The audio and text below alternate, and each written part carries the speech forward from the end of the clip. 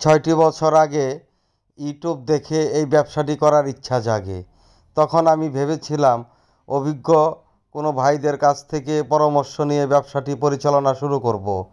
আসলে কি সেটা পেরেছিলাম, না ইউটিউব দেখেই শুরু করেছিলাম? সে সম্বন্ধে জানতে হলে থাকতে হবে আমার ভিডিওর সাথে এবং দেখতে হবে ভিডিওটি শেষ পর্যন্ত। সম্মানিত নতুন উদ্যোক্তা ভাইয়েরা, কেমন আছেন সবাই? আশা করি সবাই ভালো আছেন, সুস্থ আছেন। আর আমার এই ভিডিওটি দেশ এবং দেশের বাইরে থেকে যে যেখান থেকে দেখছেন সবাইকে জানাই অসংখ্য ধন্যবাদ। আসুন আমরা ব্যবসা শুরুর পূর্বে অভিজ্ঞতা অর্জন করি, তারপর ব্যবসাটি পরিচালনা শুরু করি এবং দূষণমুক্ত বাংলাদেশ গড়ার চেষ্টা করি।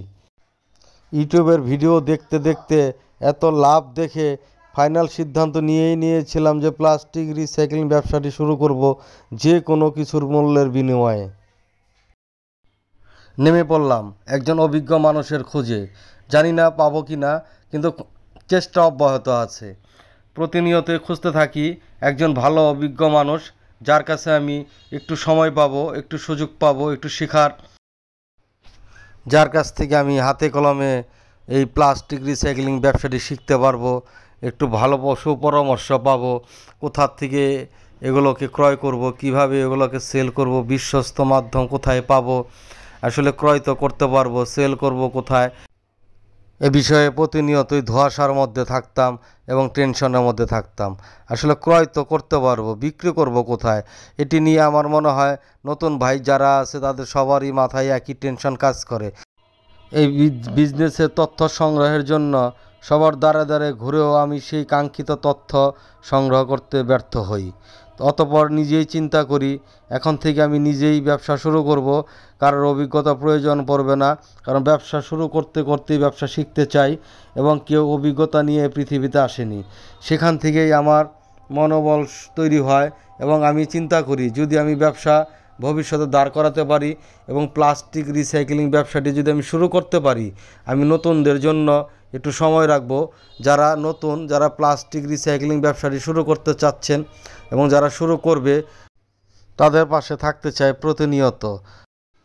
অনেক কষ্ট করে, অনেক চড়াই উতরাই পেরিয়ে কমল প্লাস্টিক অ্যান্ড রিসাইক্লিং ফ্যাক্টরি একটু একটু করে বেড়ে উঠছে আপনাদের দোয়া এবং ভালোবাসায়।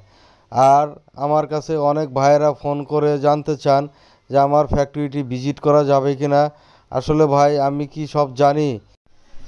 আমি একটা ছোট্ট মানুষ, অতি নগণ্য মানুষ, মাত্র 6 বছর যাবত এই প্লাস্টিক রিসাইক্লিংয়ের সঙ্গে জড়িত।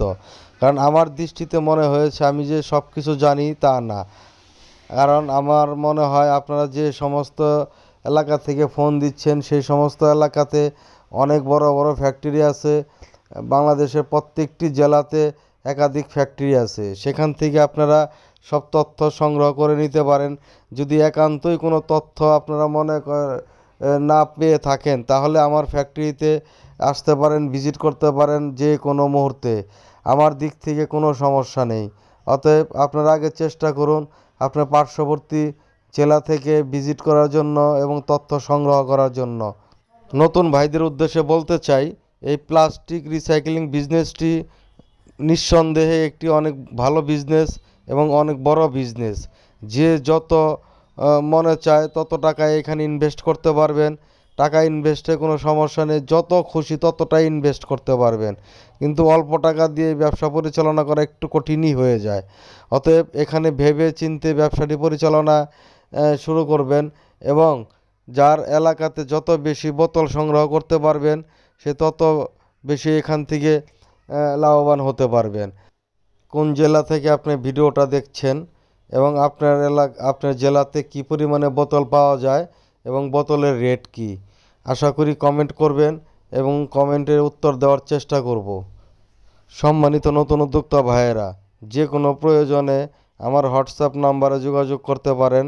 আমার হোয়াটসঅ্যাপ নাম্বার হচ্ছে 01711945235। অনেকে আমার ফ্যাক্টরি ঠিকানা জানতে চান।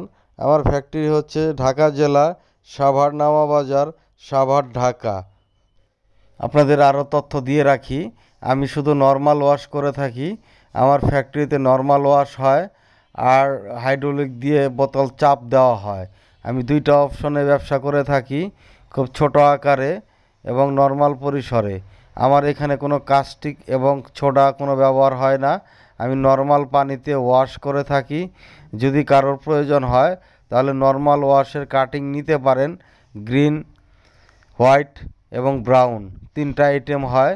প্লাস্টিকের মোলামের কোনো আইটেম আমার এখানে হয় না। সবাই জেনে থাকবেন এবং দেখেও থাকবেন।